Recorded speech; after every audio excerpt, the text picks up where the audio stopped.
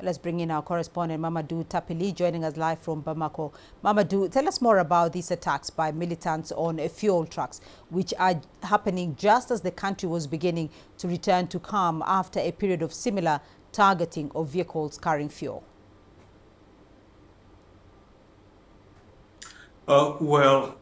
This attack is very significant for the militant groups because it means to show their presence, that they are present and they are capable to committing crimes. But it's also more significant for the army because it proves the army that ensure that they can still they can ensure the movement of the goods and the people.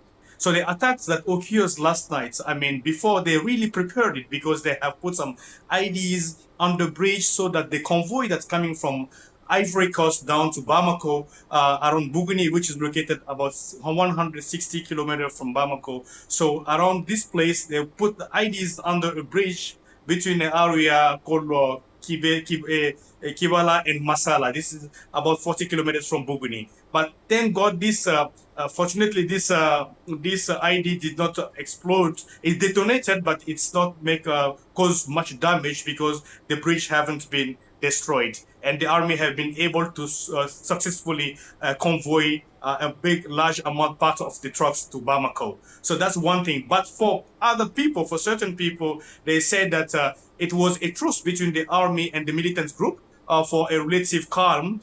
So that's why this truce has come to an end. That's why these attacks restart again. But for other peoples, they say that it's only a media campaign to undermine the army efforts, so. Right. So, Mamadou, what is the reaction from the government, though, to these attacks?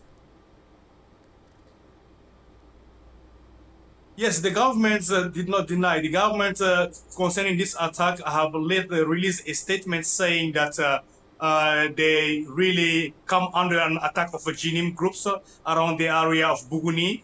But they responded to this attack vigorously, and promptly they responded to this attack, and they've been able to continue the convoy to bring the convoys, to escort the convoys into Bamako, the truck convoys into Bamako. But unfortunately, there have been some truck tankers also been damaged, but without specifying exactly the numbers of the trunk damage in their statements. But what they invite the populations in these areas to denounce any suspicious movements in their locality or in the area. So let's look a little bit more at that damage you're talking about, Mamadou. How has this attack affected the fuel supply in the capital since yesterday?